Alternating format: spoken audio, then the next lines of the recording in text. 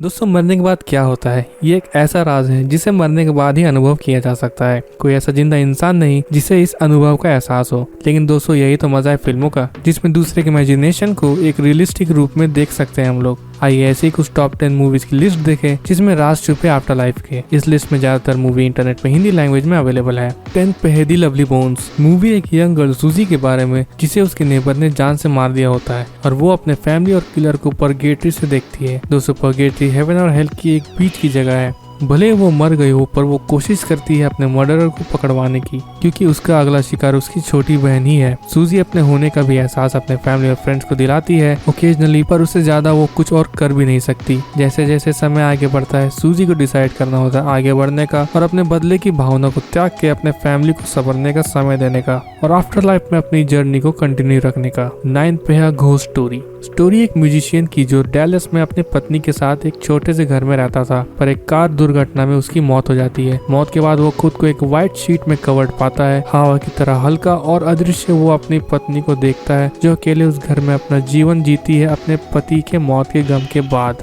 उसे एक दरवाजा दिखता है जिसके पीछे सिर्फ रोशनी दिखती है, पर वो उसे ठुकरा के अपनी पत्नी के पास जाता है और एक टाइम लूप में फंस जाता है। जी हाँ, इसमें थोड़ा टाइम का भी कॉन्सेप्ट है। चुपचाप घर में घूमते हुए उसे अपनी जैसी एक और घोस्ट मिलती है जो किसी का वेट करती है, पर उसे याद नहीं किसका। एक्सीलेंट साउंड इफेक्ट्स और स्कोर्स इस मूवी को मिस्टीरियस और लाजवाब बना देते हैं। 8 पे है वो ड्रीम्स में कम।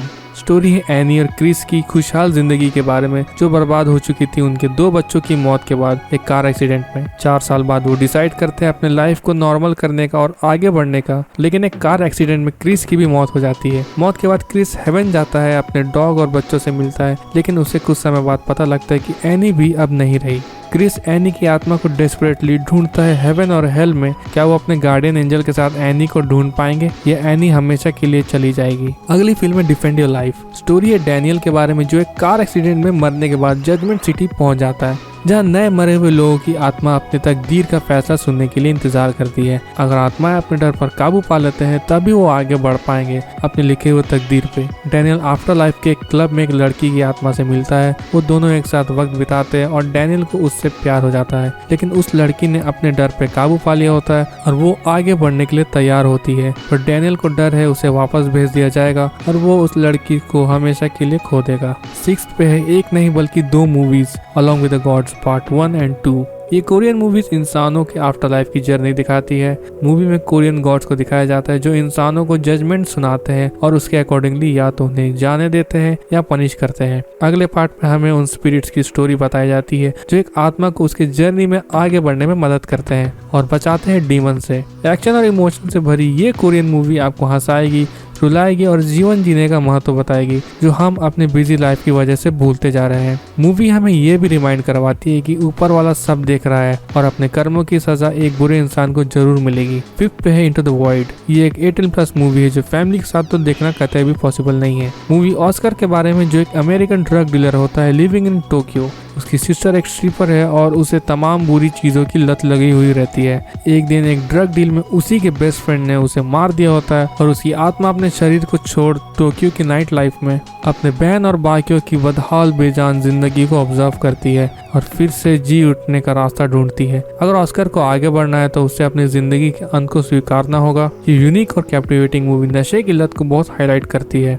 4 पे है आफ्टर लाइफ। ये एक जैपनीज फिल्म है जिसका कंसेप्ट आफ्टर लाइफ और पास्ट मेमोरीज से जुड़ा है। जब लोग मरते हैं तो उन्हें एक ऑफिस से गुजरना पड़ता है जहां उनके अपने लाइफ की एक हैप्पीएस्ट मेमोरी को चूज करने दिया जाता है और वर्किंग स्टाफ उस मेमोरी को रिक्रिएट करके उस सोल को वोलम में तब तक दिखाते हैं जब तक वो अपने निर्धारित जगह में पहुंच ना जाए।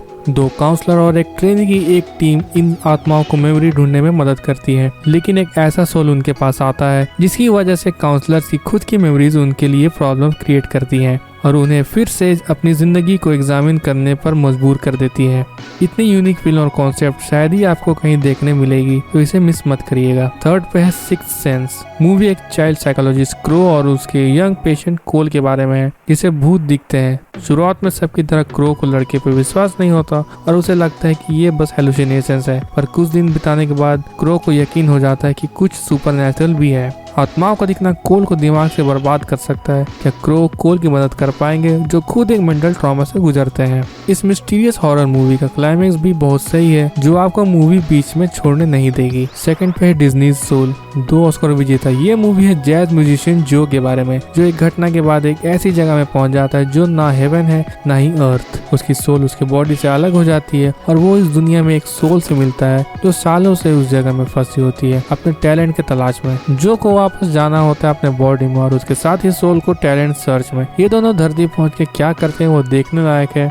और आखिर में मूवी आपको सोल होने का रियल मीनिंग बताएगी, क्योंकि कोई इंसान टैलेंट के साथ पैदा नहीं होता। फर्स्ट पे है एक और डिज्नी मूवी कोको। 2 ऑस्कर जीतने वाली इस मूवी में हम जानेंगे मिगेल को, जो एक म्यूजिशियन बनना चाहता है अपने आइडल डेला क्रूज जैसा, लेकिन उसके फैमिली में सदियों से चली आ रही एक बैंड की वजह से वो अपने सपने को पूरा नहीं कर पा रहा है। मिगेल खुद को एज ए म्यूजिशियन प्रूव करना चाहता है, लेकिन गलती से वो लैंड ऑफ द डेड में पहुंच जाता है और हेक्टर से मिलता है। वहाँ से वो दोनों मिगेल के फैमिली हिस्ट्री के बारे में पता लगाते हैं और डेला क्रूज से मिलते हैं, तो इस दुनिया में भी सुपरस्टार था। जैसे जैसे मूवी आगे बढ़ती है कई सारे सीक्रेट्स सामने आने लगते हैं और आखिर में जब मिगेल अपनी परदादी कोको को किसी की याद दिलाता है तो आप शायद ही अपने आंसुओं को रोक पाए।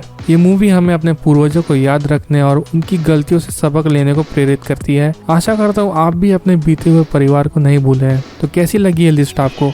अगर अच्छी लगे तो कमेंट करिए और सब्सक्राइब भी करिएगा ताकि मोटिवेशन बना रहे। तब तक के लिए बेस्ट वर्क, साइनिंग आउट।